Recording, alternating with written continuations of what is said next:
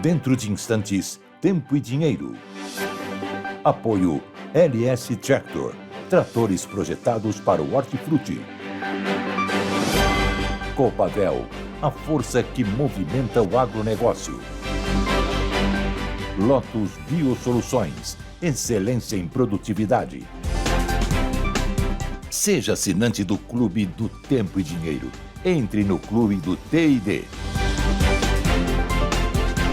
No ar, Tempo e Dinheiro.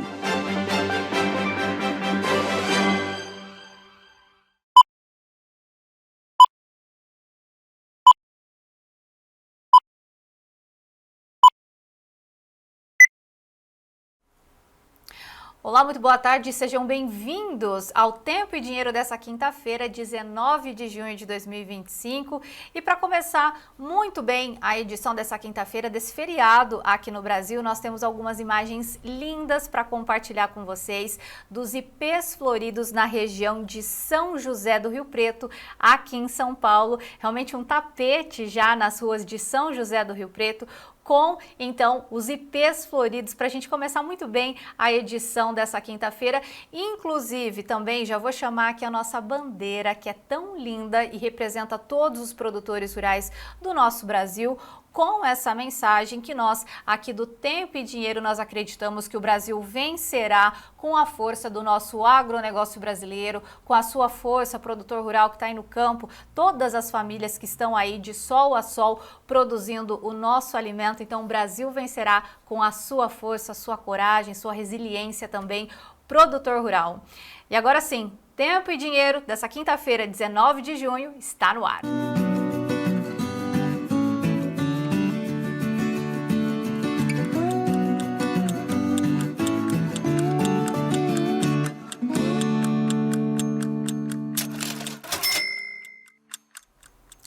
Para iniciar a edição dessa quinta-feira, nós já temos agora as Fábulas de Esopo com João Batista Olive, e a fábula de hoje tem como tema os bois e o eixo, e é isso que a gente vai acompanhar a partir de agora.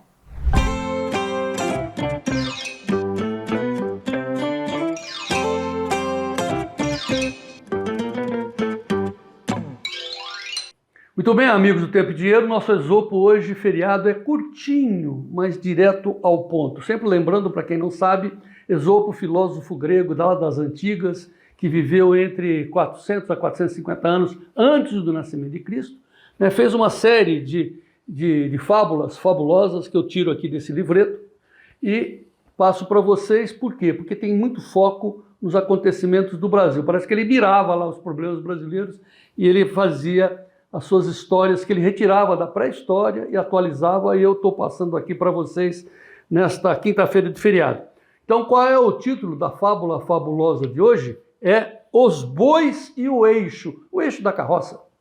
Segundo Esopo, um carro era arrastado pelos bois. Como o eixo rangia, os bois se voltaram, os bois falavam naquela época, né? Eles se voltaram e disseram-lhe, os bois falaram para o carro, nós é que puxamos o carro e vocês é que gemem? Moral da história, segundo Esopo, em cima desses eixos gemedores. Para uns, o sacrifício, para outros, os gemidos, as conversas. Tá certo? Fique aí essa mensagem do Esopo para os nossos políticos, para o Lula, para quem diz que defende os produtores. Pensem nisso. Amanhã, sexta-feira, voltamos com mais uma fábula fabulosa do meu amigo Esopo. E vamos em frente. E agora nós temos o nosso tradicional convite para você que ainda não é assinante do Clube do Tempo e Dinheiro. E hoje nós temos um convite especial do João Batista Olive para você que está nos assistindo agora.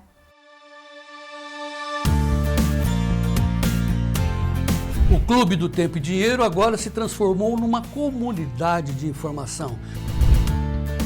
Temos à sua disposição 15 editorias para que você seja o produtor rural mais bem informado do meu Brasil. O Clube do Tempo e Dinheiro é editado por jornalistas experientes.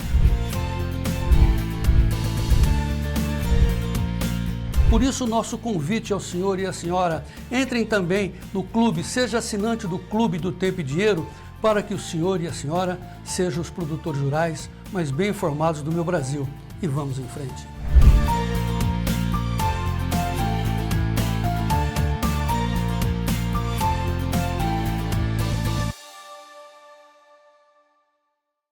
E dando continuidade ao Tempo e Dinheiro dessa quinta-feira, nós vamos agora ao nosso Giro Rural, que são as informações em destaque lá no site Notícias Agrícolas e também em outros importantes veículos de comunicação do nosso agronegócio brasileiro.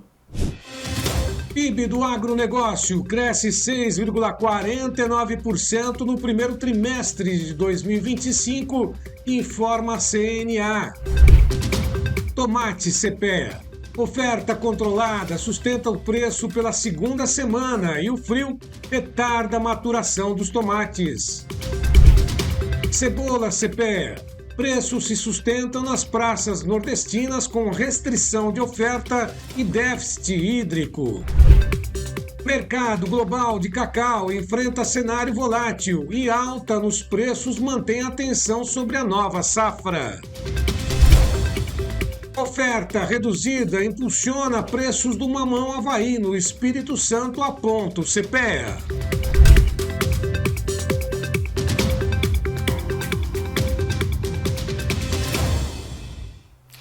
E agora nós temos editorial com João Batista Olive, hoje, nesse feriado, com uma mensagem de otimismo para você que nos assiste. Muito bem, amigos, vamos aproveitar esse feriado religioso para uma reflexão, porque a humanidade está correndo sério risco de termos um conflito nuclear lá no Irã. Como todos sabem, Israel está invadindo o Irã, bombardeando o Irã, junto com o apoio dos Estados Unidos, exatamente para impedir que o regime dos ayatolás, o regime cruel, ditatorial, sanguinário, tenha nas mãos uma bomba atômica. Isso posto, já é uma notícia de acesso de todos vocês, cabe a um pensamento sobre a valorização da vida. É disso que se trata, é isso que eu gostaria de deixar de mensagem para vocês. Porque nessa altura do campeonato, nesse momento, nós já temos praticamente respondido as perguntas fundamentais do ser humano. De onde viemos? O que somos? Para onde vamos? Por que padecemos? Por que morremos? Muito bem, a ciência, os cientistas praticamente já elucidaram essa primeira indagação de onde viemos. Né? Viemos do Big Bang, né, da explosão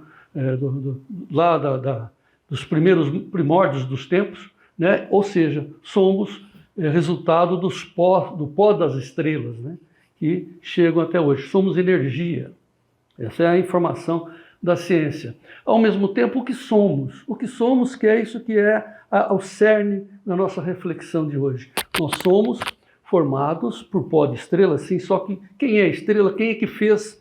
Né? Quem provocou o Big Bang? Então essa resposta quem nos dá, pelo menos nos acalenta, nos acalma, foi um filósofo que viveu na Europa, o Baruch Spinoza. Para ele, por não ter condição de provar a existência de Deus, um agnóstico, ele formulou uma teoria que nos acalma, ou seja, que nós sim somos pó de estrela, na verdade somos uma substância divina, disse Baruch Spinoza. Tudo é divino. Tudo é maravilhoso, já cantaram os jovens baianos lá do meu tempo de juventude. Tudo é divino, tudo é maravilhoso. Segundo Baruch Spinoza, Deus sive natura. Deus sive natura significa que a natureza é divina. Somos formados por uma substância divina. Estou passando isso para vocês porque a gente mora aqui no mato dentro, no meio da natureza, mas eu tenho consciência que não é só o verde das plantas que nos acalenta, mas simplesmente saber que somos compostos de uma substância divina. Não temos a resposta ainda, porque morremos, porque fenecemos. Não temos essa informação, temos simplesmente uma reflexão que as plantas nos dão, que tudo que nasce acaba padecendo, tem o seu tempo, segundo Eclesiastes, tempo para nascer, tempo para morrer. Como é que eu termino a minha reflexão? Pensando na vida, no milagre da vida, e como é importante defender a vida, a paz e a liberdade. Essa é a mensagem que eu deixo para vocês aqui do Tempo e Dinheiro nesta quinta-feira de feriado, dia de Corpus Christi. Vamos lutar por um Brasil, para uma sociedade global de paz, de prosperidade e de amor à liberdade e à vida. Viva a vida, viva o Brasil e viva Baruch Spinoza. Deus sive natura. A gente volta amanhã, sexta-feira, e vamos em frente. E aqui é Tempo e Dinheiro e agora nós vamos falar sobre o tempo.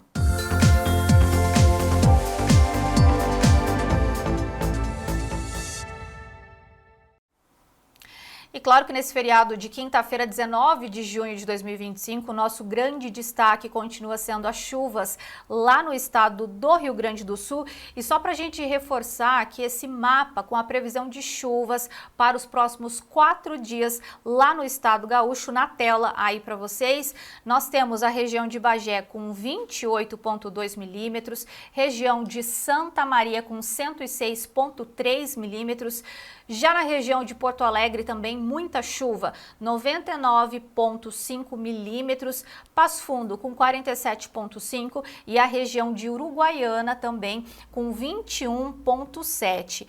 Inclusive, nós continuamos aqui recebendo também, junto com a participação de vocês, vários vídeos, fotos também da situação dramática lá no estado do Rio Grande do Sul. Inclusive, o que a gente vai acompanhar agora é muita chuva lá na barragem de Itu.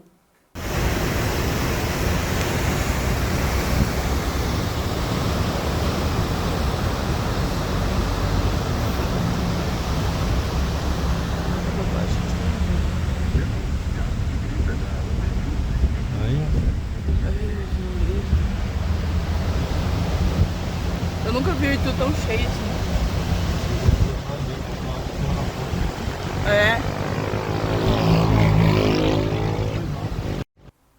Vídeo impressionante, realmente mostrando a força da água também lá na região. No município de Mata, o cenário também não é diferente e é isso que a gente vai acompanhar também, mais um registro que chegou aqui, a produção do Tempo e Dinheiro.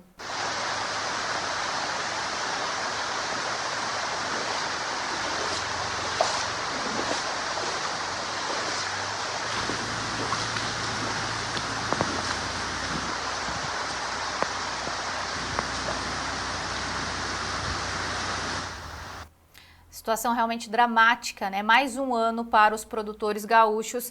E claro, então, que nós vamos saber como é que ficam as chuvas nos próximos dias aqui no Brasil.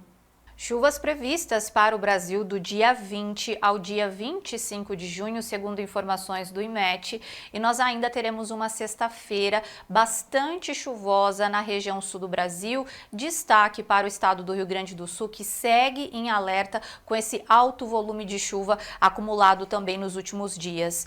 No sábado, dia 21, essa chuva ela começa a dar uma trégua para a região sul do Brasil, mas é importante a gente destacar que no litoral da região nordeste nós ainda seguimos com essas chuvas. Além disso, região norte do Brasil também continua chovendo. A partir de segunda-feira, dia 23 de junho, nós teremos o retorno das chuvas para a região sul do Brasil, destaque ali para o estado de Santa Catarina e também o estado do Paraná, inclusive onde os produtores rurais estão fazendo a colheita do milho segunda safra. Então é importante acompanhar essas informações.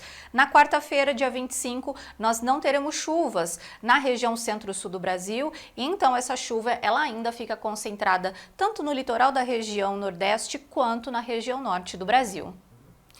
E claro que para complementar essas informações, nós temos agora a participação do Ronaldo Coutinho, direto da Climaterra. Bom dia, tarde e noite. E vamos agora dar uma pincelada como é que está a situação do nosso querido El Ninho, Laninha e neutralidade. Qual deles? E acompanhe aqui no nosso canal também, se inscreva no nosso canal. E estamos aqui, ó, na parte primeiro do que está acontecendo. Até dar mais uma atualizada, nós temos o quê? O Nino 3 e 4 já em 0,3, um neutro frio. O Nino 4 está próximo de 0. O Nino 3 está também em 0,4 negativo, está no patamar de quase projeto de Laninha. E o Nino I2 também está se aproximando do 0, está 0,1. A gente vê aqui, ó, nessa última semana, tem aqui, ó, está começando a esfriar, e aqui no nosso oceano, nessa última semana, ficou em torno, abaixo do normal. Como é que está a situação dos oceanos? Aqui, ó, pegando o mês de julho, agosto e setembro, mudou completamente. Essa mudança vamos ficar com o pé atrás. No momento, se fosse hoje, diria que nós vamos entrar o segundo semestre de 2025 com situação de laninha no Oceano Pacífico. Se vai ou não vai confirmar, vamos esperar pelo menos umas 3, 4, 5 semanas à frente para ver se ele realmente mantém, se não foi um erro de modelo ou se realmente nós vamos ter uma situação de tempo assim, no geral, que vai manter essa tendência de resfriamento. Mas ele está dando, ó, julho, agosto, setembro, começa a iniciar um neutro frio bem acentuado. Quando a gente volta aqui, ó, indo já para a primavera, agosto, setembro, outubro, final de inverno, primavera, já temos um projeto de laninha formada no Oceano Pacífico, um resfriamento bem acentuado, não tem mais aqui na costa da África. E quando chega aqui setembro, outubro, novembro, já temos a laninha formada no Oceano Pacífico. Se vai estar ou não acoplada com a atmosfera são outros 500. Mas nessa situação aqui já indica o quê? Que teremos no segundo semestre uma situação favorável à laninha. E isso vai até o verão, ó. Dezembro, janeiro, fevereiro, continua com a laninha formada no Oceano Pacífico. Então, e não tem aquela água fria aqui no Oceano Atlântico. Nessa situação, o que se espera aqui para o sul? Chuvas irregulares, risco de veranicos maiores, principalmente em novembro e dezembro. Pode ter ainda alguma chuva mais acentuada em outubro, um pouquinho reduzida, um pouquinho de espaço menor, mas pelo menos outubro está indicando ser melhor. E frio tardio. Pessoal do trigo, pessoal da frutíferas em geral, pode ter problemas com geadas mais fortes entre a segunda parte de agosto a setembro e começo de outubro. E aqui na Serra Catarinense até novembro. O lado positivo é que está indicando uma safra boa para o centro-oeste, uma situação boa de chuva, chegando mais cedo, com uma certa regularidade. A possibilidade de calor extremo prolongado é menor. O Matopiba, como não tem essa água mais fria aqui, está com cara que vai entrar com a chuva mais cedo e mais regular. A Bahia está com uma sinalização de uma chuva melhor esse ano na Bahia, e o Matopiba como um todo. E o Sudeste também. A maior preocupação eu vejo é partes do Mato Grosso do Sul, parte de São Paulo e a região sul, com muita irregularidade na chuva e principalmente, infelizmente, o Rio Grande do Sul. Então vamos torcer para que essa parte aí que seja só um erro de modelo, mas no momento a situação realmente é bem favorável para quê? Para estabelecer uma situação de laninha até o final de dezembro. Se vai ou não vai confirmar, isso aí acredito que só nas projeções lá do final de julho é que sinaliza uma situação mais confortável para dizer se vamos ter ou não esse quadro de situação favorável ou não à laninha. Acho que a partir de final de julho, agosto, a gente já vai ter essa confirmação do fenômeno, se ele vem ou não vem. No momento, dá para dizer que nós teremos uma situação favorável à laninha no ciclo 25-26. Mudou completamente do começo do ano. Vamos torcer para que isso realmente, como se diz, não venha incomodar muita gente. Acompanhe aqui o nosso canal, não deixe de se inscrever, dar o like, compartilhar. Voltamos amanhã. Importante reforçar que esse quadro é um oferecimento da Lotus Biosoluções. Uma empresa com um propósito claro: transformar o solo e impulsionar a produtividade no campo. Hoje, celebramos uma década de conquistas, aprendizado e crescimento. Obrigado por fazer parte dessa história. Lotus Biosoluções. Há 10 anos cultivando produtividade. E agora nós vamos fazer um rápido intervalo comercial, mas nós voltamos na sequência com as informações do mercado da soja. É um instante só.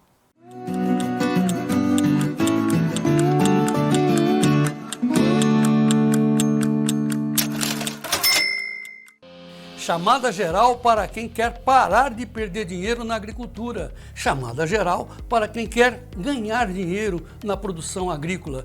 Entrem na nossa 18ª turma do curso de introdução aos mercados de commodities, ministrado pelo professor Maurício Bellinello.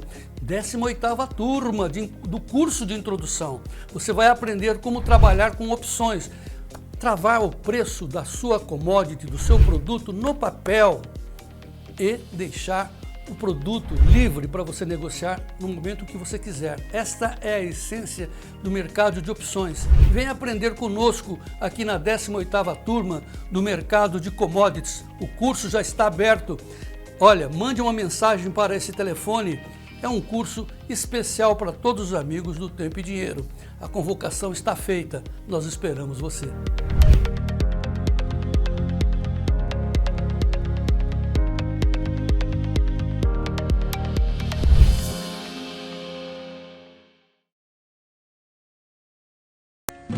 Você também é daqueles que o dia só começa depois de um cafezinho? Eu adoro e sei que esse sabor irresistível começa lá no campo. É por isso que a LS Tractor, a marca favorita dos cafeicultores, desenvolveu o MT-7, um trator forte e de dimensões reduzidas que melhora ainda mais o trabalho de quem dá um show todos os dias na mesa dos brasileiros. LS Tractor, tecnologia sul-coreana, coração brasileiro.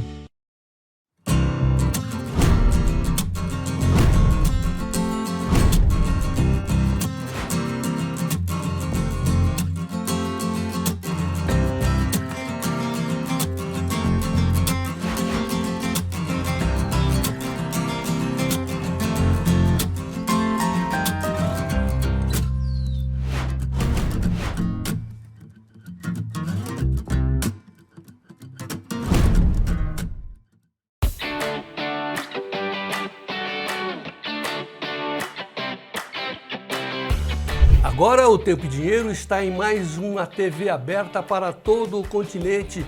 Estamos no canal 31 da C3, parabólica digital, satélite B1, aberta para todo o continente. Assista o Tempo e Dinheiro no canal 31 da C3, antiga Climatempo, para que você, o senhor e a senhora, sejam os produtores rurais, mas bem informados do nosso Brasil.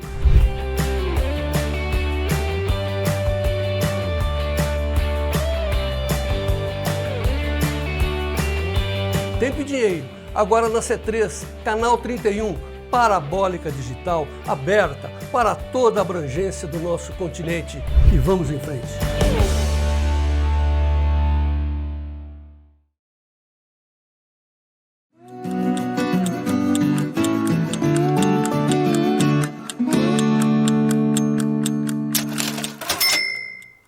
De volta com o Tempo e Dinheiro dessa quinta-feira, 19 de junho de 2025. Agora nós temos as notícias da soja. Informações com João Batista Olive e Vlamir Brandalize.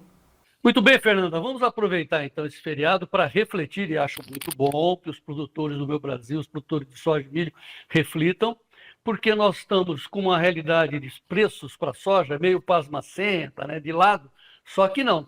Só que nós temos uma guerra que está agudizando lá no Irã e a gente espera que não chegue ao máximo de ter bombas atômicas nessa conversa, mas o que nós sabemos, que é mais sensato a gente refletir, é que esse conflito em algum momento vai terminar. Logo, nós temos que nos posicionar principalmente sobre os custos dos insumos que subiram de elevador, mas os preços para descerem vão descer de escada.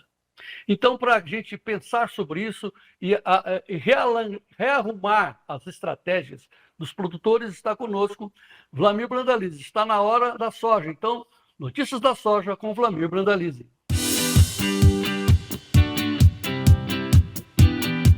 Notícias da soja com Vlamir Brandalize. Apoio Copavel, um show de cooperativa.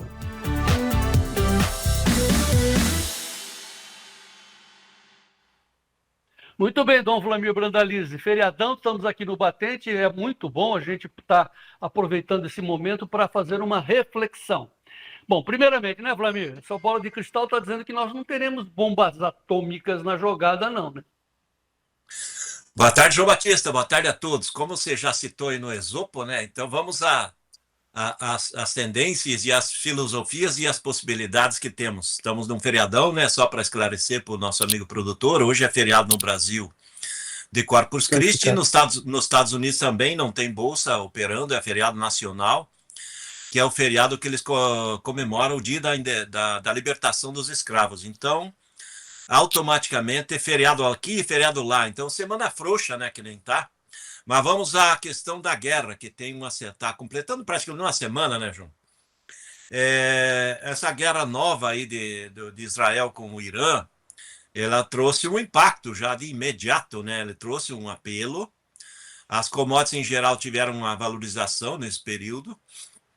Não há uma tendência que sigam se valorizando em cima desse fator, justamente que nem você citou. Não se espera bomba atômica, nem uma coisa mais grave em si, em função das condições, né? A condição hoje de Israel com relação ao poderio militar, ele é muito superior ao poderio aí do Irã, né? Mesmo que o Irã tenha um país aí que é dezenas de vezes maior do que Israel, tem uma população hoje apontada em mais de 100 milhões de pessoas, mas é um país pobre, né, João? Extremamente pobre, e enquanto que Israel dá para se considerar que é um país rico, né? Nós estamos conversando aqui hoje na tecnologia, né?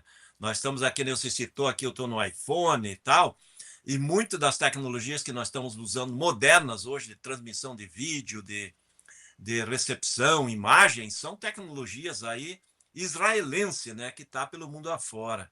E automaticamente isso está dando sinais que o mercado financeiro acredita que seja uma guerra curta, né? Os americanos estão se movimentando, mas isso faz parte do jogo, né?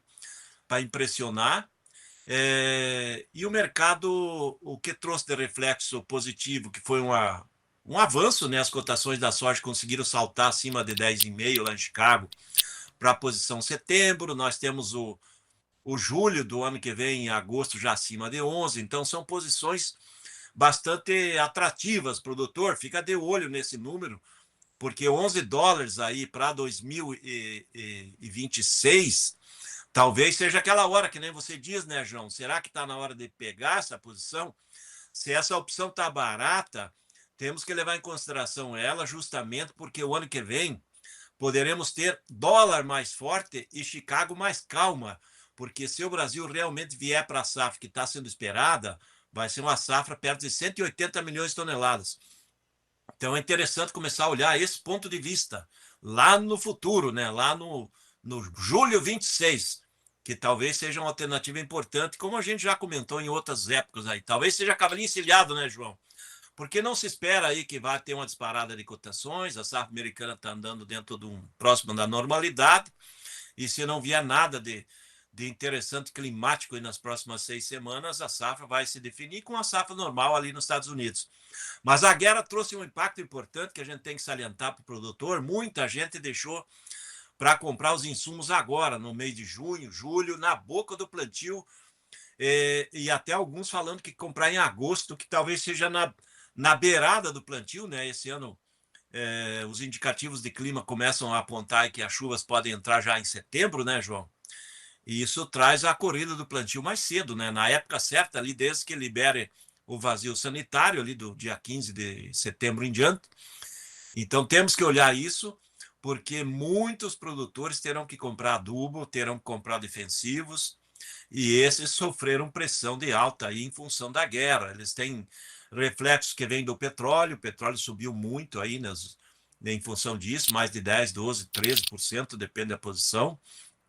Isso refletiu nos preços dos fertilizantes, da ureia, é possível que também reflita em pressão em cima do fósforo, do potássio, e é custo para o produtor, relação de troca pode apertar, mesmo com essa valorização que a soja mostrou aí em Chicago, que é uma valorização não tão significativa, se a gente olhar, mas o fator fertilizantes defensivos, todos podem ter pressão.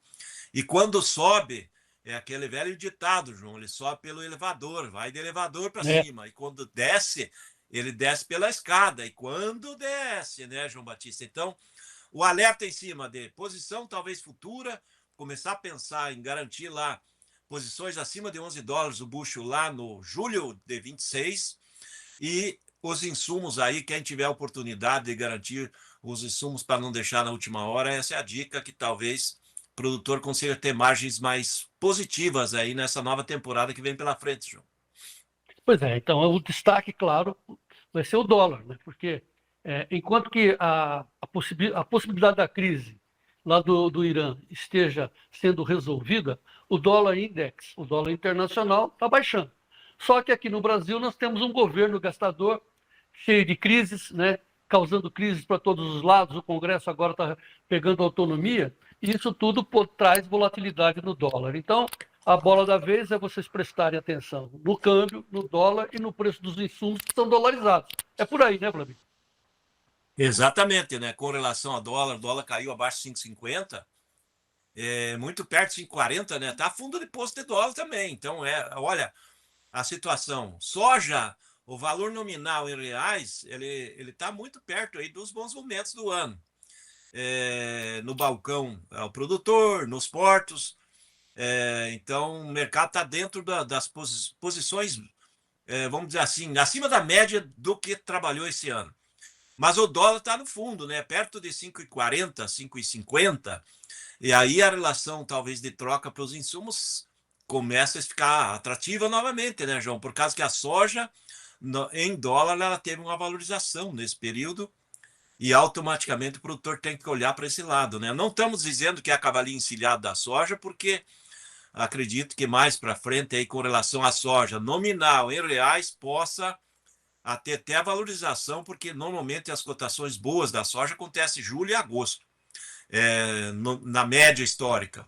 Mas talvez julho e agosto, para o produtor que vai deixar para comprar os insumos lá, ele vai pagar 10%, 15% a mais nos insumos, enquanto que a soja possa evoluir 5%. Então, isso que é o alerta para o produtor nesse momento. Então, quem não precisa vender nessa semana, que é a semana feriadão, né? Estamos indo para um final de semana.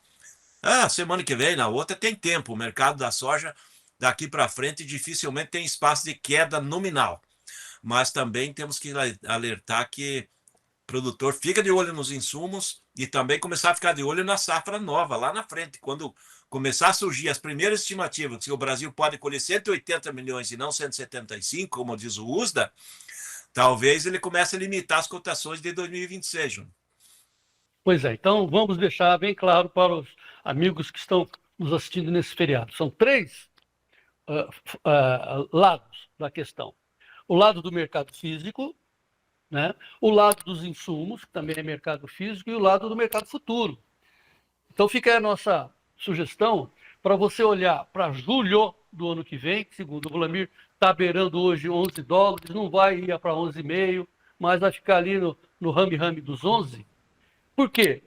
Para você pegar a posição julho, o prêmio hoje está mais barato que você deixar para frente, porque dentro do dinheiro, no dinheiro é caro. Então, quando você toma uma posição à frente, os prêmios costumam ser mais palatáveis, se é que vocês me entendem. Eu vou pedir para o Gleidson colocar o telefone do nosso assessor de investimentos, para que na sexta-feira ele vai estar trabalhando, que é o Fernando Sofiati, ele está lá na G-Trade, o telefone está aí, ó, 1997110 8610, 1997610 8610. Com esse telefone que está aí na sua tela, 1997110 8610, desculpe, 7110 8610.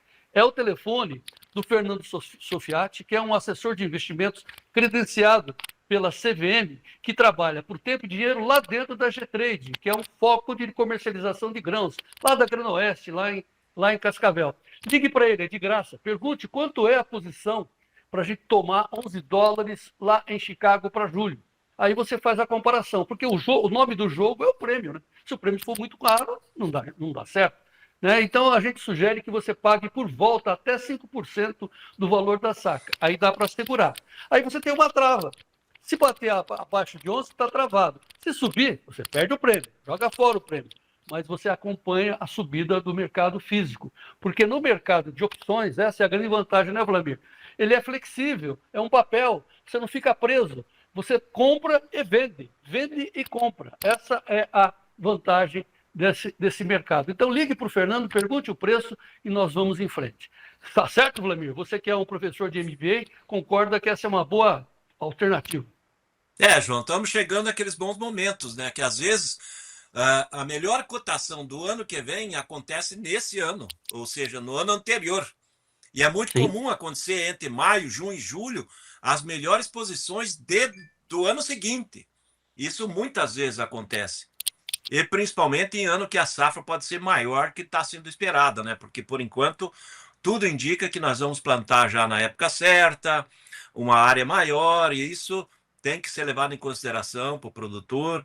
A comercialização da safra nova 26 ela está lenta, vai ter muita gente que vai deixar para vender o ano que vem, então é por isso que é importante talvez começar a trabalhar também com proteção na opção.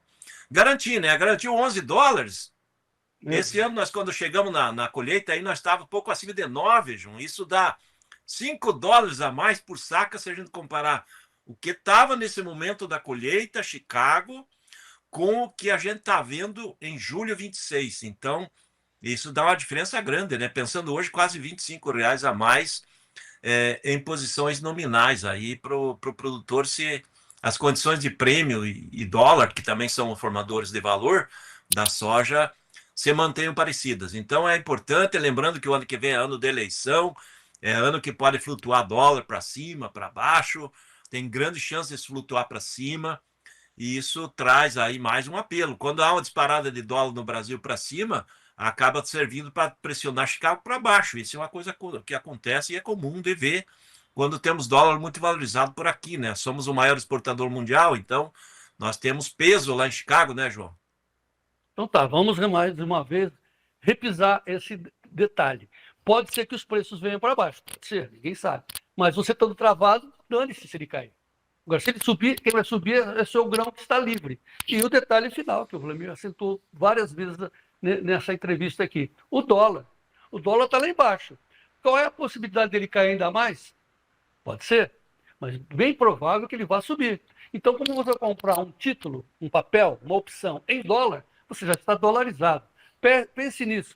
Por favor, Gleitson, de novo o telefone do assessor de investimento. Quem não teve oportunidade, pegue uma canetinha, um papel, ligue para o cara, é de graça. Oh, meu Deus, 199-7110-8610. Pergunte, ô Fernando, quanto que é o prêmio para julho do ano que vem, julho 26? Hoje está girando um pouquinho acima de $11.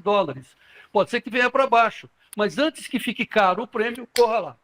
Vlamir, vamos agora falar de mercado especificamente e olhando os Estados Unidos. Safra boa por lá, parece que deu uma diminuída nas boas condições. O que você tem a dizer nesse momento?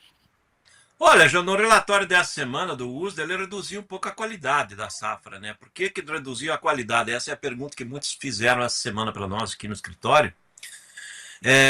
A qualidade da soja se reduziu em função de que eles tiveram muita chuva nas últimas 3 semanas, 4 semanas, e coincidentemente hoje está chovendo em boa parte do meio oeste de novo, né? Hoje, quinta-feira, chovendo em boa parte do meio oeste americano, umidade muito alta, né? A soja não gosta de muita umidade na arrancada, né? Acaba muita planta morrendo, né? Ela fica asfixiada pelo excesso de umidade. O solo americano tem uma facilidade de encharcamento, né? O lençol freático americano é raso. E não é bom, não dá para dizer que é uma safra que está começando bem, quando tem muita umidade, João, na largada, a planta começa a se formar e ela não afunda as raízes, né? As raízes ficam muito superficiais. Então, a planta acaba começando com um potencial produtivo menor. Então, é esse início da temporada, mas não quer dizer que vai seguir assim, porque para a próxima semana já está indicativo que vai diminuir um pouco o ritmo das chuvas, o clima pode ser um pouco mais seco, mas, por enquanto, sem problemas por lá, né? Ainda está faltando soja para plantar, as lavouras que foram plantadas agora já estão fora da janela, né? Tinha praticamente 7% para plantar da safra ainda desde o começo da semana. Isso representa bastante ainda de soja, né? A ser plantada, isso... mais de 2 milhões de hectares plantados fora da janela boa. Então, essa já vem com potencial produtivo menor, né, João? Então, a gente tem que ficar de olho na safra. O começo da temporada não está ruim, mas não está excelente, né, João? É isso que a gente está. As lavouras não estão excelentes, elas estão dentro de uma regularidade. com muitos locais com muita umidade que está prejudicando a safra. É isso que está acontecendo com a soja.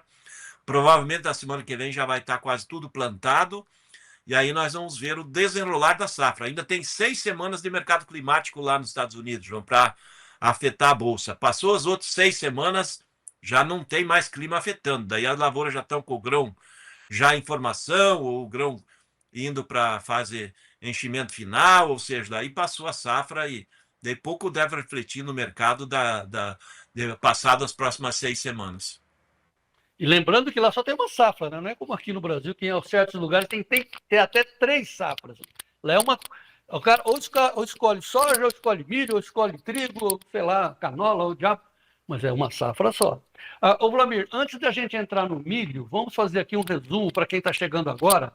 Muita gente chega no meio do programa, tá? Fazendo um resuminho rápido. Então a safra americana está indo bem, não está aquela maravilha, mas está indo bem, tem algumas dúvidas. Estava uma maravilha, agora não está mais. E o produtor brasileiro, hein, Vlamir, está comprando, já não comprou, devia ter comprado seus insumos, principalmente suas sementes e seus fertilizantes. Qual é o recado final para quem está nos assistindo nesse momento aqui no Brasil, para o produtor brasileiro? Olha, João Batista, a dica é, quem segurou soja até agora, da safra atual, soja disponível que está na mão, esperar talvez mais alguns dias, aí talvez passe o cavalinho encilhado novamente. Para aquele que ainda falta insumos, provavelmente perdeu os melhores momentos, né? Agora tem que correr para não ficar fora, né? Para não ter que pagar mais caro para frente, porque os insumos em geral estão subindo de valor, subindo de tabela, alguns nem tem tabela, que o pessoal tirou porque não sabe se pode importar. Então corre para não faltar produto aí lá na frente. As empresas que trazem produtos de fora esse ano estão comprando dentro do mínimo necessário, não estão comprando para ter estoques. Com relação à guerra ali de Israel com o Irã, se realmente seguir o que o mercado financeiro está esperando, porque o mercado financeiro está muito tranquilo, né? O mercado financeiro acredita que ela vai ser curta, se realmente for curta, já ela para de influenciar nos mercados, e aí nós vamos ver aí se o petróleo, né? O petróleo ainda vai ficar mais tempo aí, talvez nervoso, justamente porque tem alguns pontos até do Irã lá que teve bombardeio, teve reflexo. Então o Irã talvez não tenha a condição de seguir exportando o mesmo volume de petróleo. Então isso também pode manter o petróleo em alta. Mantendo o petróleo em alta, isso traz pressão sobre fretes marítimos e sobre insumos. Veja como é que a gente roda e cai no insumo, né, João? Mas a dica é, por enquanto, tranquilidade, produtor não ficar preocupado. Nós vamos para o ano provavelmente melhor para a soja do que está sendo 2025. Muito bom, boa conclusão. Agora sim, então vamos agora ao mercado de milho, pegando também o gancho da guerra lá do Irã, considerando que o Irã é o nosso maior comprador de milho. Muita gente pensa que não sabe que o Irã compra muito milho no Brasil. Tá certo, Vlamir? É isso aí, né? Exatamente, João Batista. Com relação a milho, aí sim a importância do Irã é maior ainda, né, para nós brasileiros, porque o Irã compra de 5 a 7 milhões de toneladas de milho por ano aqui do Brasil. E o Irã é um país grande, né, João? Todo mundo acha que o Irã é um país gigante, né? E é uma população aí. Hoje é meio vago, né? Porque no Irã tem muitos do interior que nem são registrados, os filhos, né? E as famílias iranianas têm muitos filhos. Isso se aponta que eles têm mais de 100 milhões de pessoas na população do país, um dos países que tem população bem grande ali dentro do Oriente Médio. E vai seguir comprando, né? Porque eles precisam do milho, né? Milho para ração, milho para a indústria local também. E isso vai seguir evoluindo e provavelmente nós vamos seguir como principais fornecedores, né? Porque agora com essa questão da guerra aí de Israel com o Irã, e mesmo que tenha os Estados Unidos não coloque o dedo diretamente, mas os Estados Unidos colocou sanções sobre o Irã, daí o Irã não compra milho americano, os americanos não vendem milho para o Irã, que são grandes exportadores, e os americanos também nem querem vender para o Irã, né, João? É que os americanos têm 4 compradores principais. Eles vendem principalmente para o México, que é o maior comprador, compra aí umas 25 milhões de toneladas de milho americano. Eles vendem para a Coreia do Sul, que compra 10, 12 milhões de toneladas. O Japão compra umas 15 milhões de toneladas. E a Colômbia também tem uma relação boa de compra de milho americano. Então, esses 4 compradores, eles compram mais de 50 milhões de toneladas de milho americano. Então, eles não precisam de novos compradores. E é nessa hora que a gente tem que garantir esses negócios com o Irã aí para manter. E o Irã precisa, né, para a subsistência de sua população, desse grande volume de milho aí para atender o setor de ração deles lá, para a produção de ovos, leite, tudo que eles usam, né? Automaticamente vamos seguir vendendo. E vamos torcer que a guerra seja rápida, né, João? Porque se a guerra for longa, é bem possível que os portos do Irã também sejam bombardeados. E aí fica difícil de colocar navios lá com milho brasileiro. Então, talvez, se a guerra se alongar, nós também poderemos ter complicação aí de não conseguir colocar milho lá no mercado do Irã. Então, temos que torcer que a guerra seja curta e chegue-se a um acordo final aí e todo mundo saia tranquilo e o Irã continue sua vida e nós continuamos vendendo milho para eles, né? Depois a gente faz, no final dessa nossa conversa, a gente vai falar sobre a Pérsia, né? O Irã, a Pérsia. Mas vamos falar, então, as consequências disso para o produtor brasileiro, que já está com milho colhido, muita gente ainda tem milho na mão, ou outros pensam, por causa da rotação, fazer milho verão. É melhor tirar o pé do acelerador, Vladimir, no caso? Não, João, no caso do milho, vamos pegar o global, né, com relação. Vamos começar ali pela safra americana, está dentro do normal, né? Safra americana está dentro do normal. A boa notícia para o produtor brasileiro é que o milho lá no setembro, agora, o próximo setembro 25, ele está acima de 4,20, então ele está sustentando uma posição interessante. E a posição que a gente já começa a olhar é a posição julho 26. O julho 26 acima de 4,70, 4,80. E há a possibilidade de ser julho 26 em algum momento aí para frente andar perto dos 5. Aqui eu quero pegar o gancho também, João, com relação ao produtor que já está um pouco mais evoluído na comercialização e se apega um pouco às opções. Então, se conseguir um mercado lá de julho 26, perto de $5 o bushel, é interessante fazer a garantia desse número para o produtor. Então, isso é uma dica, né? Porque talvez quando chegar lá na frente, nós vamos trabalhar 4,5, 4,70 e se conseguir perto de $5, você tem 30, 40 pontos melhor.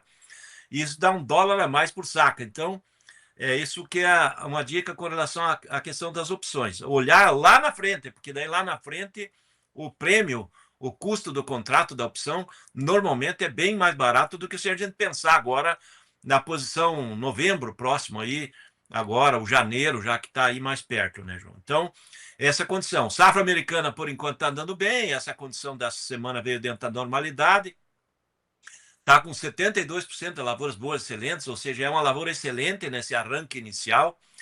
O milho, ao contrário da soja, esse excesso de chuvas que teve nas últimas semanas, ele não sentiu tanto, né, que nem a soja, ele está evoluindo e agora o plantio do milho fechado e plantou quase toda a lavoura dentro da janela ideal. Então, safra americana, por enquanto, tudo certo.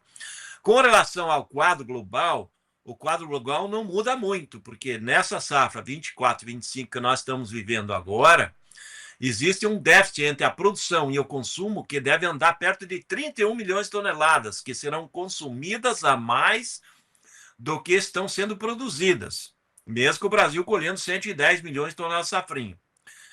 A safra nova, se os americanos colherem aí perto de 400, 405 milhões de toneladas, ela mesmo assim, com o avanço na safra americana, nós vamos ter um déficit no ano que vem dessa nova safra, perto de 10 milhões de toneladas entre a produção e o consumo. Eu acredito que o déficit vai andar lá perto de 15. E isso também é fator que mantém as cotações médias melhores no ano que vem do que estão nesse ano. Mas isso a gente já está vendo em Chicago, porque o setembro, que é o mês aí, vamos tirar o julho, que é o spot agora, que vai terminar agora no mês que vai entrar, mas o próximo é setembro, 4,25, 4,26. E o julho 26, ele está 4,70 e pouco, então está dando 50 centavos de diferença. Isso dá mais ou menos 12% entre o milho desse ano com o milho do ano que vem. É por isso que é interessante para o produtor. Olha a dica, se der $5 lá no julho 26, pega, opção, guarda no bolso e aí espera. e torça para perder, né, João? Essa que o produtor tem que torcer para perder, que daí o disponível vai valer mais. Júlio, E conta uma história. Tá. E a questão final, só para fechar esse mercado global, o mundo continua consumindo. E ainda tem notícias que vai chegar no fim do mês que talvez a safra da China seja menor que 290 milhões de toneladas e a China vai precisar voltar a importar grandes volumes de milho. E daí compra no mercado brasileiro, João, certamente. Tá, deixa eu contar uma história. Quando eu cheguei na BMF, isso há mais de 30 anos, a gente tem que ter sorte de acompanhar os movimentos da história. Então, eu fui testemunha da história quando se formou na BMF o contrato de soja. E aí eu entrei na BMF pelas mãos do Félix Xoxana, que foi o professor que montou o contrato de soja lá na antiga BMF, e eu não sabia nada, né? Como hoje também não sei, mas lá antigamente sabia bem mesmo. Aí lá na BMF tem aquela gente, um monte de gente gritando, compra, vende, né? Eles nem falavam fechado, fechado, tal, tão rápido que era tudo manual, aquela gritaria, mais de 1.200 caras gritando dentro de um espaço, espécie de um ginásio. Com os papelzinhos lá, com os papelzinhos. Papelzinho na mão, tá, boleto para cá, boleto para lá. Aí eu subi lá na sala do Félix e falei, nossa senhora, não entendi nada. O que está acontecendo lá? Eu falei, não, seja bem-vindo. Aqui é o mercado de futuros. Aqui você entra para perder. Eu falei, você até é louco, virei as costas, vou embora. Eu falei, não, cara, entenda que você vai perder o contrato, que é um seguro. Porque aí você deixa o preço subindo e você está livre, você não comprometeu os grãos. Eu falei, então essa é a história das opções, que a gente insiste todos os dias, para que você preste pelo menos atenção no que nós estamos falando. Porque os americanos, os argentinos fazem isso há muito tempo e nós não. Então, vou pedir novamente para o Gleidson colocar o telefone do nosso assessor de investimentos para você perguntar para o assessor quanto custa uma posição. O prêmio é a bola da vez, a jogada. Quanto custa para pegar a soja lá para julho do ano que vem em Chicago? E também o milho. O Vladimir está falando, $5 é para se pegar. Então, ligue para 19971108610 e pergunte para o Fernando quanto custa para você pegar esse preço em opções, no papel, sem comprometer o grão. Agora, volta aqui, preste atenção, em inglês, preste atenção. Também serve, né, Vladimir, para a B3 pegar o milho, nesse caso, pegar o milho agora, o quanto antes, né, está dentro do dinheiro para saber quanto vale o prêmio, mas aí, ao contrário, enquanto que lá você faz o seguro contra a baixa, na B3 agora seria o caso de pegar para aproveitar uma alta que vai ter aqui no Brasil, tá certo, Vladimir? Exatamente. Aqui é a opção do milho de curto prazo, vamos dizer assim, na B3. Como o milho caiu bastante de valor, está barato, vamos dizer assim, ele seria interessante se posicionar apostando na alta, né? Isso é interessante principalmente para quem é consumidor, né? A gente está vendo aí o pessoal da indústria ração se posicionando, setor do etanol se posicionando, e o produtor também pode se posicionar, né, João? Se ele precisa vender o milho agora logo após a colheita para pagar contas ou para comprar insumos e aproveitar alguma oportunidade, ele, em vez de deixar o milho armazenado, tendo custo de armazenagem, ele pode fazer essa operação, né, de fazer pegar uma opção aí de alta e se o mercado vai reagir lá para frente, ele está com o papel e ganha no papel, né? Isso que a gente sempre tem comentado, né?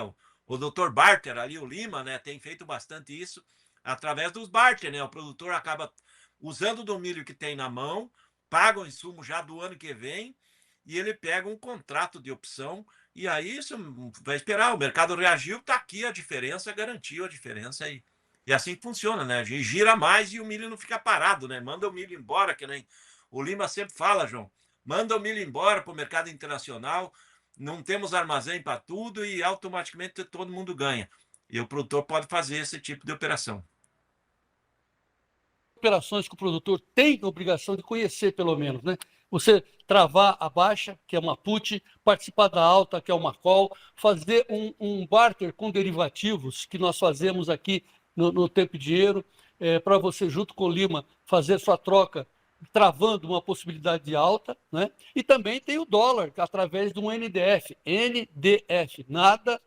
N de nada, D de dado, F de faca. Aí você faz no banco, é bem baratinho. São várias dicas para você nos acompanhar. Mas ligue para o nosso assessor de investimentos. Vlamir, o tempo passa, né? O tempo passa. Vamos falar de trigo rapidamente para encerrar essa edição especial e muito bacana desse feriado. Vlamir, fala do trigo. Olha, João Batista, no mercado internacional o trigo se valorizou com a guerra, né? Porque o trigo também tem reflexo direto do petróleo. Há um problema na safra americana, ela perdeu qualidade, né, nessas últimas semanas. O trigo tem sofrido, né? Estados importantes ali da região dos grandes planícies, que tem o domínio do trigo, né? Estados como Kansas, grandes produtores de trigo, eles sofreram com o clima, o trigo perdeu qualidade, está qualidade perto das piores momentos de mais de uma década também. O ano passado era um trigo muito ruim também.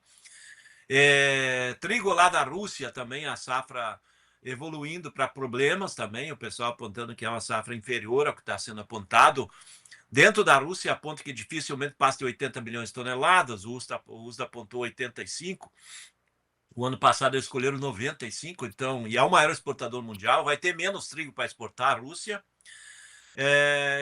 Com relação ao mercado brasileiro. Então, lá fora o mercado se valorizando. Então, gente já está vendo trigo aí, 2026, todo acima de $6 o bushel. E o trigo curto aí de 5,5 6. E o mercado brasileiro, ele não tem mudado muito, né? Porque aqui a gente está ainda nas mãos de meia dúzia de moinhos, então eles vão comprando dentro da medida que vai precisando. Não tem uma agressividade, mas o que a gente está vendo nos campos é a época de plantio, ainda está plantando a safra do sul, e o trigo vai mostrando aí uma queda que pode chegar até 25% da área plantada, e alguns produtores do Rio Grande do Sul essa semana aí apontando que deve cair 30% a área plantada, porque o ano passado o produtor teve problema, né? Teve muita chuva na colheita, trigo ficou muito qualidade baixa, acaba sendo o trigo que é usado para exportação, para ração, e desvalorizou o trigo, né? E o ano passado, o produtor, quando colheu, o trigo estava R$1.000, R$1.100, R$1.200 no máximo a tonelada. Hoje ele varia aí de 1.350, 1.400 no mercado gaúcho, acima de 1.500 aí mercado paranaense, R$1.600 a tonelada aí na região em torno de Brasília. Esse trigo de Brasília está muito bonito esse ano. E o produtor ficou desanimado, né? Não teve apoio oficial, né? O governo não tem ajudado em nada mais o trigo. Então fica o produtor aí a ver navios, né, João? Até seguro efetivo de trigo, não, o produtor tem dificuldade de conseguir. Por isso que tá, esse vai e não vai, né? Tem ano que cresce o trigo, tem ano que cai. Esse é o ano que está caindo a área plantada, mas eu continuo vendo esse trigo aí, João, para frente, que ele vai dar retorno econômico para o produtor. E o trigo de 2026 vai valer menos que vai valer mais do que o trigo de 2025. Justamente, que a gente olha o mercado de futuro, né? O trigo atual, 5,30, 5,50, 5,60, e o trigo 2026 na Bolsa de Chicago, 6,20, 6,30. Então está dando uma diferença de 50, 60, 70 centavos por bushel. E isso é uma valorização importante aí, que chega a dar mais de R$10 por saca para o produtor a mais no trigo de 2026 que no trigo de 2025. Só que agora já é tarde, né, para o produtor, porque a maioria já se posicionou, o que vai plantar ou não, e alguns ainda deixaram para comprar ureia na última hora e estão vendo que a ureia subiu muito de preço nesses últimos 7 dias, e alguns não têm nem onde comprar, né, João? Porque os grandes importadores tiraram as listas do mercado e não tem muita ureia para buscar no mercado nesse momento. Aí a ureia é importante para ter uma boa safra de trigo, e nesse momento até isso está começando a faltar aí no mercado brasileiro, justamente por causa da guerra ali do Israel e Irã, né? O Irã é grande fornecedor de ureia para o Brasil, João. Pois é. Muito bem, vamos deixar todos esses assuntos para amanhã, porque como você falou agora há pouco, agora é tarde, o tempo já passou, já encerramos aqui o nosso espaço, o chefe Davi já está chicoteando, então amanhã, sexta-feira, voltaremos com o Tempo e Dinheiro e vamos falar sobre a relação milho-ureia e a religião dos ayatolás que está levando esse grande país persa para o buraco. E a gente fala disso amanhã. Vlamir Brandaliz, muito obrigado por hoje. É isso aí, João. E amanhã nós temos arroz e feijão. Fechamento da semana com uma feijoada. Lá de Antônio Olinto, comendo uma feijoada. Até amanhã. E falando da Pérsia. Vamos em frente, até amanhã. É com você, Fernanda. Obrigada, João. E nós seguimos com a edição dessa quinta-feira do Tempo e Dinheiro. E por falar em quinta-feira, vocês já sabem, é dia de destaque da LS Tractor. Hoje nós vamos acompanhar mais uma matéria exclusiva com Frederico Olive, que foi até a região de Tuparendi, lá no estado do Rio Grande do Sul, acompanhar como os tratores da LS Tractor auxiliam na produção de leite na propriedade da família Moss.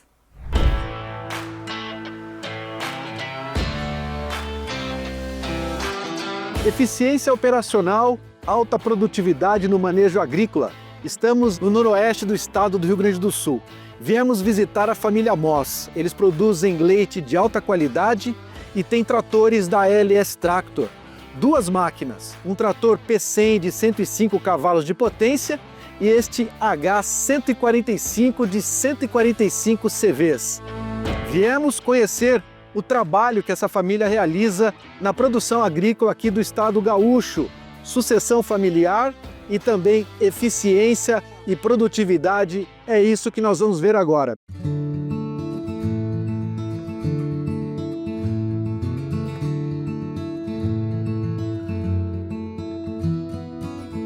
O meu avô morava numa região aqui que ele deu terra para todos os filhos aqui em torno disso, e o meu pai tinha esse pedacinho aqui, era uma área de meia colônia, sabe? E daí nós ficamos aí. Até então era subsistência, tiravam leitinho, mas a partir da década de 90 a gente viu que era um caminho. Na época a gente tinha pouca área de terra, e daí era o que sobrava para a agricultura. É a tal da coisa, eu tinha que fazer o leite dar certo, que foi a única oportunidade que eu tinha de me manter, né? A gente passou por muitos desafios, seca, risco de falta de comida para o plantel. A gente trabalhou um período com vaca semi-confinada, tratava no coxo e iam para as gramas aí. O leite realmente é uma atividade para quem gosta de bicho e persistência. Tu tem que ter persistência.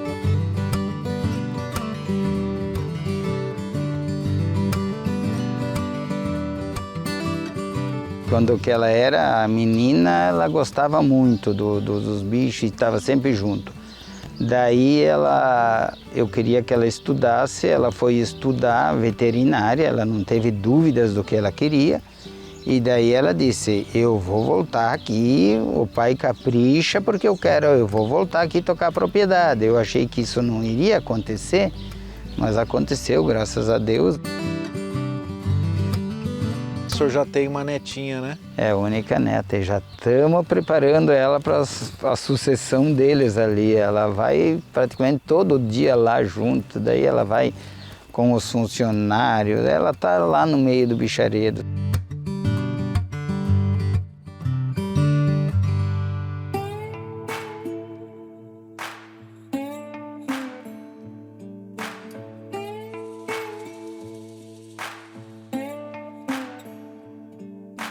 A gente precisou de tratores maiores para fazer os plantios e até mesmo para tratar os animais. E daí tivemos a oportunidade de ter uma revenda perto. Compramos um trator, o LS 145, para a gente plantar, compramos uma plantadeira maior e coisa mais. E ele atende perfeitamente a minha necessidade. O desempenho dele é bom, trabalha bem, é econômico, isso aí tem que ressaltar que é muito econômico. Trabalha o dia todo aí, é uma cabine confortável, né?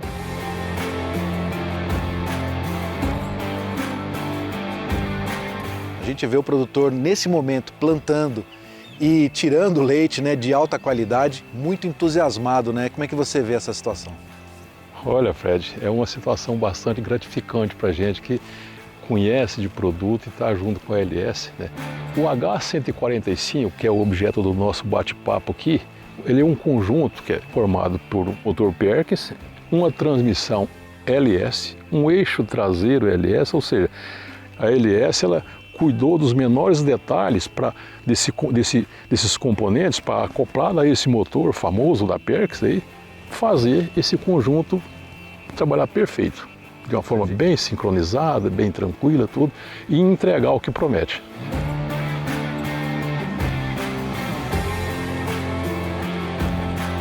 E quem entrega a tecnologia LS Tractor para o noroeste do estado do Rio Grande do Sul é a Coleto Máquinas. Irineu Hirt é o gerente comercial aqui da Coleto e a gente percebeu a satisfação, né, Irineu, do produtor rural, junto com a sua família, produzindo leite, cultivando o campo com milho, com soja. Isso para vocês faz todo sentido, né? Realmente é com muita alegria, né? E a palavra-chave disso aí é acreditar, né? Nós acreditamos na LS e, consequentemente, a gente fez com que o cliente acredite em nós também, levando sempre em consideração qualidade, né? E a coisa que é fundamental, fazer o simples e bem feito. Um setor de peças, né, que atenda às necessidades do cliente quando necessário e também a parte de oficina, né? Eu acho que o mercado ele tem para todos, né? E a grande diferença são pessoas que fazem, né, com comprometimento e credibilidade, né, e lealdade em suas negociações.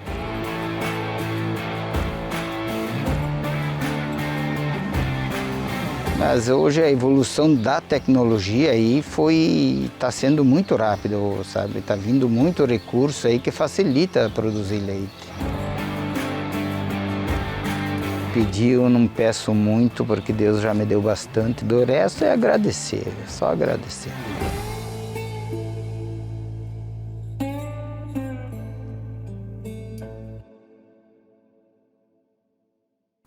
E ainda hoje nós também temos participação do Alexandre Gasolo, nosso doutor semente, com o quadro Acompanhamento da Safra.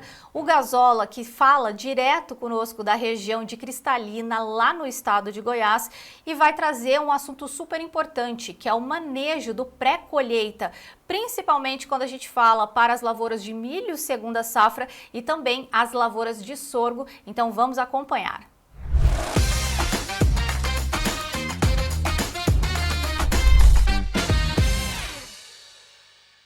Olá, amigos do Tempo e Dinheiro. Faz vários dias que nos encontramos aqui. Hoje eu falo aqui do entorno de Brasília, próximo a Cristalina. Estamos aqui numa lavoura de sorgo, né? O que a gente precisa lembrar nesse manejo pré-colheita, né? Para garantir qualidade. Isso vale para quem está colhendo milho e quem está colhendo sorgo também, né? Lembrar sempre que o objetivo principal, além da produtividade, é preservar a qualidade do grão, né? E nesse pós-colheita, o que a gente precisa? Ter uma boa distribuição da palhada da máquina, né? Lembra, as colhedoras estão cada vez com plataformas maiores. E o que acontece? Nós temos dificuldade de distribuir a palha, principalmente no milho, e principalmente quem tem milho braquiária. Então, ter um rigor no ajuste para ter uma boa distribuição vai te facilitar todo o processo. E pós-colheita, a gente precisa ser técnico e entender que muitas vezes eu preciso trabalhar um rolo-faca, trabalhar algum outro mecanismo para ajustar essa palha, quebrar a cana do milho, quebrar a cana do sorgo que remanesce, né? E ter uma homogeneidade na distribuição da palha. Eu tendo homogeneidade, eu vou ter uma condição de decomposição uniforme da palha, vou ter uma condição de umidade uniforme, vou ter uma condição de temperatura do solo uniforme. E lembra que depois do sorgo, depois da soja, depois do milho, vem a soja. Então, nesse ambiente que é o talhão, como que eu estou contribuindo para uma melhor germinação, uma melhor emergência da planta de soja? Esse é o grande ponto. Nós temos muitos ganhos que vêm dentro do sistema de produção. Então, isso é importante. Como que eu estou melhorando o ambiente do meu talhão para que a semente tenha uma condição de emergência, germinação e emergência maior?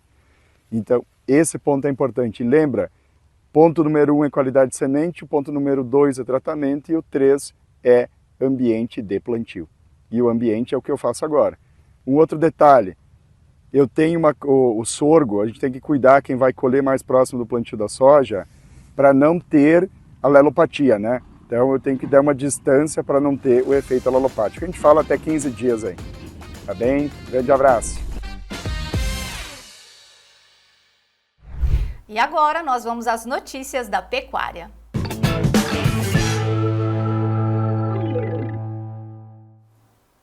O primeiro destaque de hoje é uma entrevista exclusiva feita pelo Sérgio Braga com Alcides Torres, lá da Scott Consultoria, falando então sobre o mercado do boi gordo.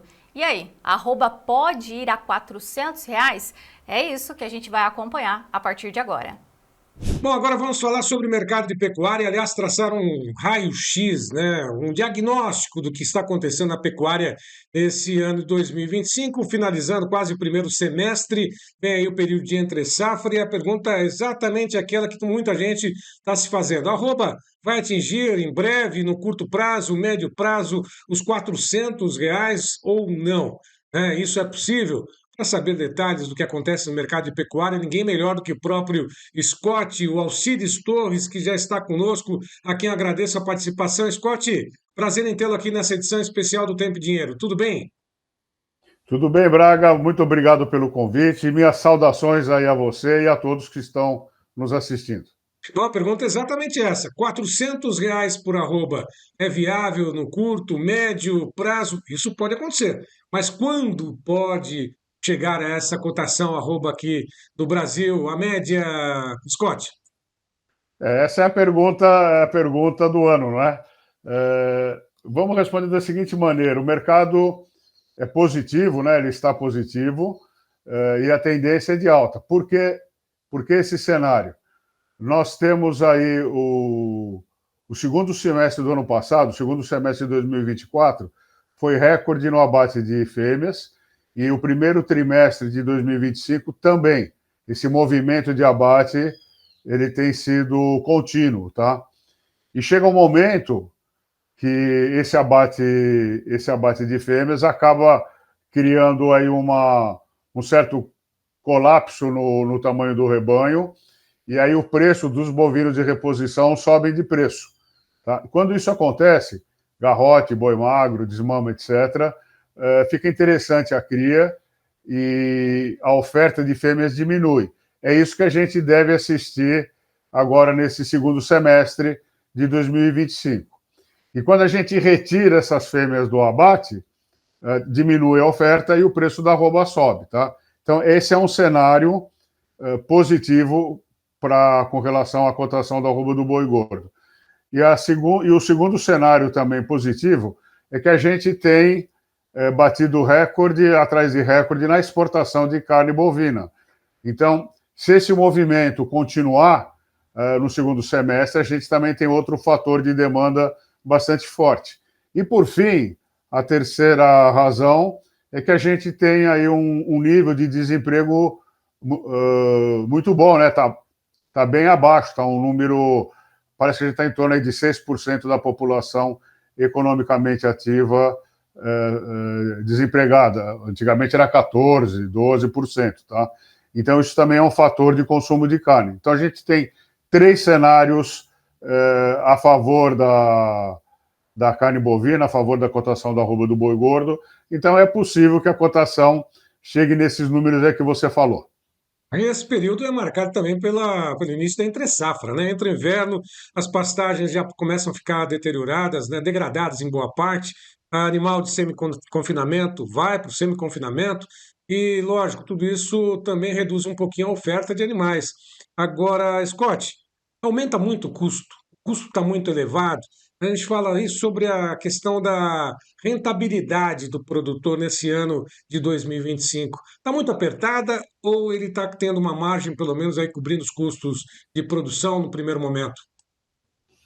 Olha, Braga, naturalmente isso depende de região para região, de fazenda para fazenda, mas as margens na pecuária, quando a gente faz todos os custos econômicos, né, historicamente varia entre 5% e 7%, tá, de rentabilidade. Os custos, por exemplo, se eu sou muito tecnificado, eu uso milho, farelo de soja, DDG, etc., esses produtos estão bastante estilingados, tá? Então a gente tem aí um custo pressionando os preços. Mas tem margem, tá? Quem não tem margem é justamente aquele pecuarista menos tecnificado, é o cara que está no meio do caminho, tá? Ou você é bem tecnificado ou você não é tecnificado. no meio do caminho que você começa a ter prejuízo, porque você não está nem naquela posição em que você não gasta nada e nem naquela posição em que você gasta com critério. É mais ou menos isso. Essa relação que a gente sempre fala, né? Produtividade versus rentabilidade. Depende, é lógico, de cada região, da situação de cada produtor, tecnificação, mas essa relação está equilibrada, né? Nessa safra, por dizer assim, né? A questão da produtividade, a rentabilidade. A conta está fechando, é exatamente isso, Scott. Olha, Braga, a gente tem, né, agora esse impacto da. Não é só o Trump que eleva a taxa. Aqui internamente, nós temos nosso próprio inimigo aqui, né? Nós temos o governo taxando o LCA, LCI, que eram dinheiros que iam para a agricultura de maneira geral. Isso tudo é um fator de redução de margem, sabe? Então, vamos dizer assim, para você sair dessa pressão, você tem que aumentar a produtividade, como você disse. Isso não é instantâneo. Então, a gente vem acompanhando, a Scott Consultoria faz esse levantamento, monitora isso semanalmente. Então, hoje, o peso de abate do bovino brasileiro está em torno aí de 19 a 21 arrobas, tá? Isso é ganho de produtividade. A idade de abate, que antigamente era de 5 a 7 anos, hoje está em torno de 2 anos e meio, 3 anos já é um bovino velho, tá? Então, quer dizer, a busca pela produtividade em função da depressão da margem tem acontecido. Aliás, isso não é novidade, né? É assim na soja, é assim no milho, é assim no café, é assim no trigo, na laranja, tá? Então, a saída para essa pressão medonha é produzir mais quilos de carne por hectare. Isso vai ser o padrão, tá? Quem estiver fora disso não vai ganhar dinheiro. A questão da precocidade também do abate, isso ganhou um impacto muito grande, né? Principalmente porque daqui a pouquinho tudo que vai ser abatido vai ser boi, entre aspas, padrão China também. Será que a gente vai atingir exatamente esse patamar, né? Antes era a exigência dos chineses, né? Os animais novos. Será que agora isso vai ser uma regra para todo o Brasil? Pode acontecer ou não? Todo o Brasil ter a produção voltada ao, entre aspas, padrão China, Scott? É isso aí mesmo, né? Já é assim, não é, o Braga? Na verdade, vamos dizer assim, todas as instituições de pesquisa, as universidades, os agrônomos, veterinários e zootecnistas de campo, eles pregam a precocidade e uso de técnica, não técnica de qualquer jeito, mas uma técnica que dê resultado, não é? Então, o boi padrão do Brasil vai ser um boi precoce, tá?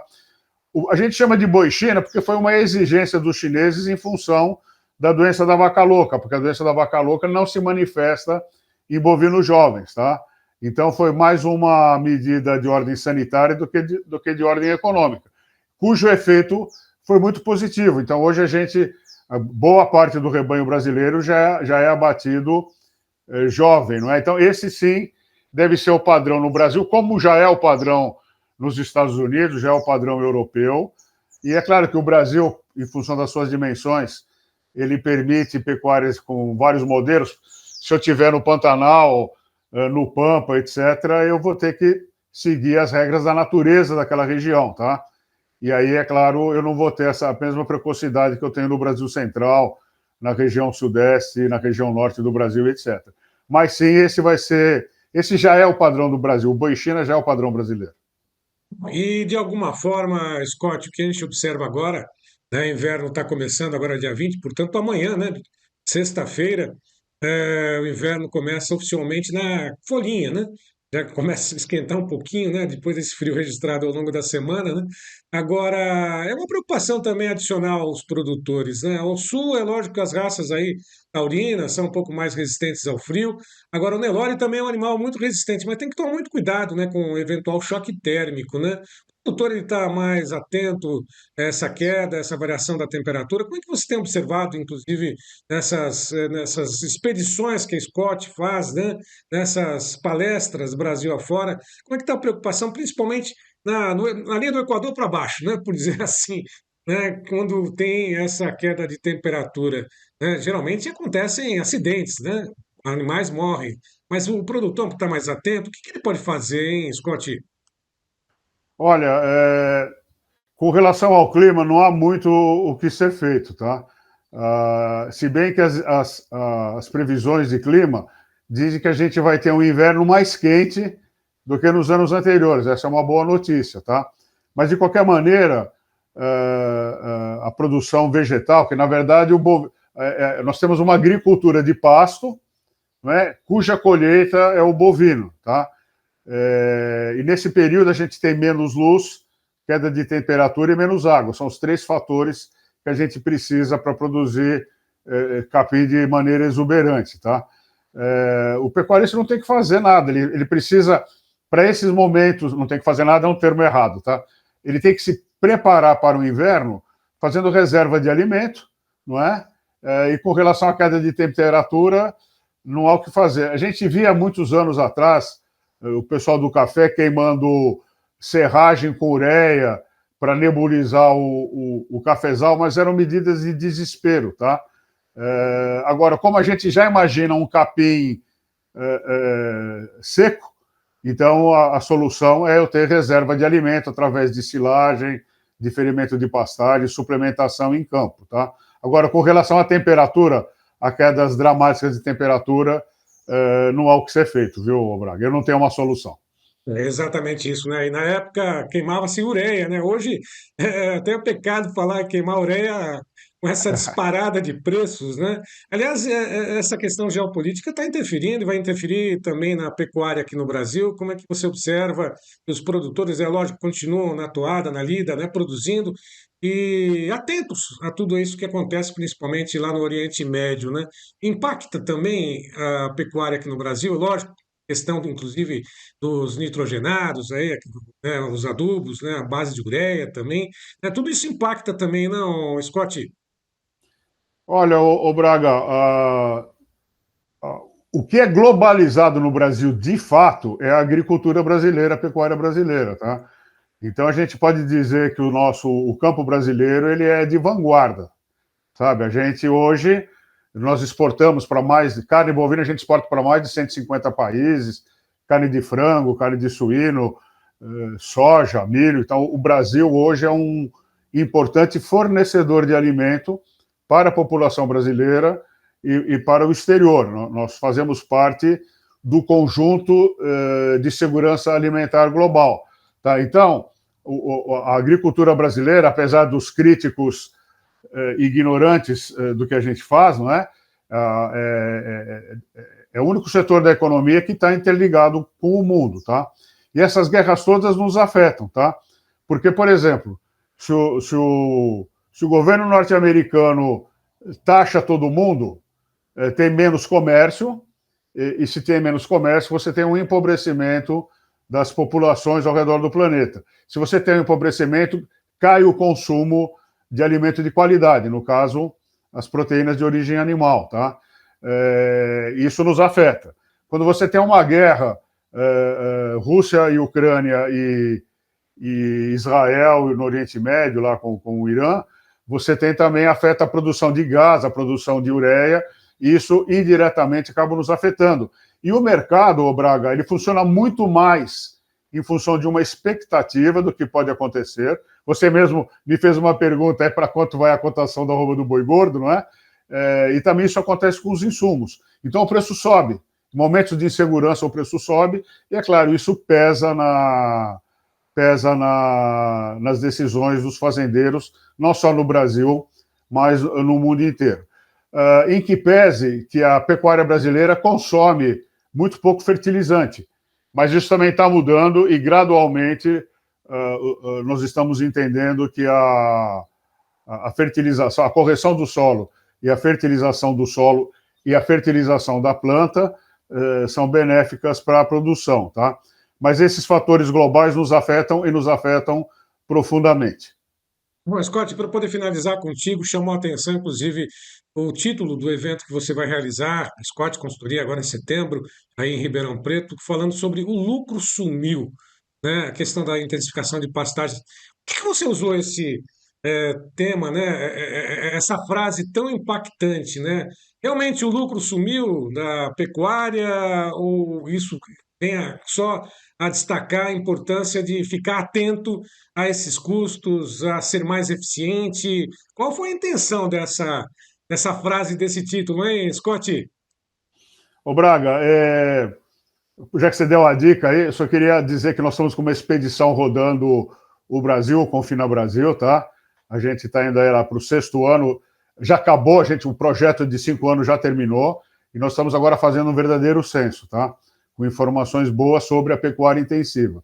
E com relação ao encontro de intensificação de pastagens, por que pastagem? Porque o Brasil só é competitivo no mercado global porque a gente produz bovino em pasto, né?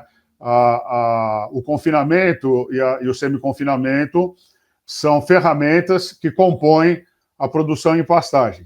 E quando a gente fala que o lucro terminou, que o lucro sumiu, é porque o mote desse ano é uma investigação, que todo mundo fala que a culpa é do mercado, que a culpa é do governo, que a culpa é dos chineses, todo mundo sempre tem um culpado e nunca é o próprio produtor. Então, a ideia é justamente esclarecer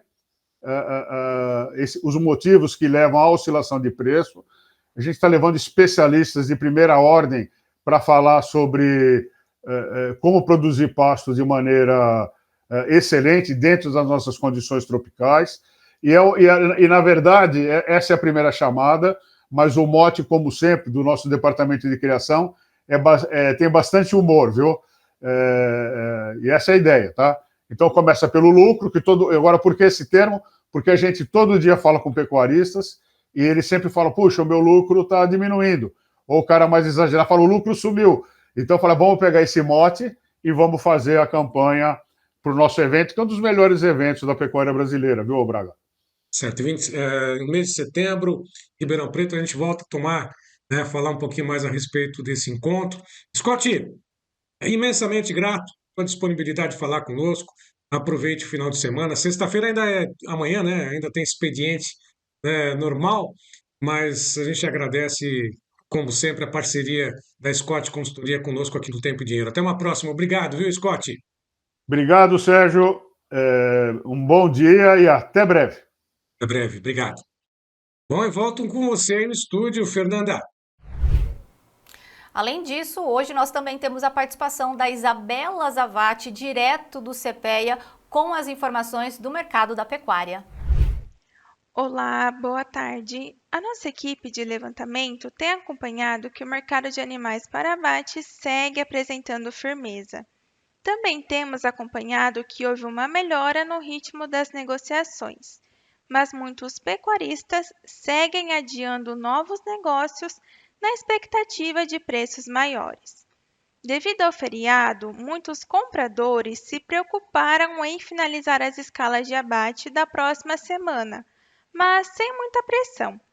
Então, diante desse cenário, a maior parte das regiões analisadas pelo CPEA apresentam escalas de abate em torno de 10 dias. No mercado atacadista da carne com osso da Grande São Paulo, os preços dos cortes com osso estão apresentando reajustes positivos, ou seja, a chegada da segunda quinzena não impactou, nos preços praticados. Então, o mercado vai passando aí o mês em alta. Para a reposição, temos acompanhado que os preços dos bezerros estão firmes e muitos negócios estão ocorrendo nessa categoria de animais. Desejamos a todos ótimas negociações.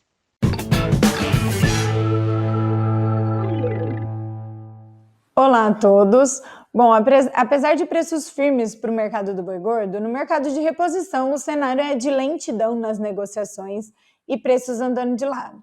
Então, quando a gente considera a média de preços para junho para a Praça de São Paulo, em relação ao mês anterior, a gente teve um recuo nos preços de 1,4% para o boi magro e de 1,7% para o bezerro. Mas, de maneira geral, apesar desse recuo, o cenário do mercado é de preços lateralizados. Assim como nesse período a arroba do boi gordo ela evoluiu 1,2%, também considerando aí os preços médios de junho para a Praça de São Paulo, e isso acabou resultando numa melhora na relação de troca quando a gente faz a comparação mensal, mas a gente teve uma piora nessa relação quando a gente faz a comparação anual. Então, atualmente estão necessárias 8,9 arrobas de boi gordo para a compra de um bezerro, que representa uma queda de 2,9% em relação ao mês anterior e uma alta de 0,4% na comparação anual. Para o boi magro, atualmente são necessárias 13 arrobas de boi gordo para a compra de um boi magro, e essa relação ela é 2,6% maior na comparação mensal e 0,4% maior que junho de 2024. Bom, então é isso. Um abraço a todos e até a próxima!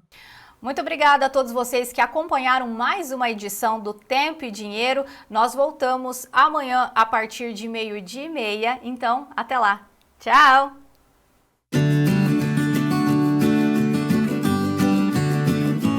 O Clube do Tempo e Dinheiro agora se transformou numa comunidade de informação.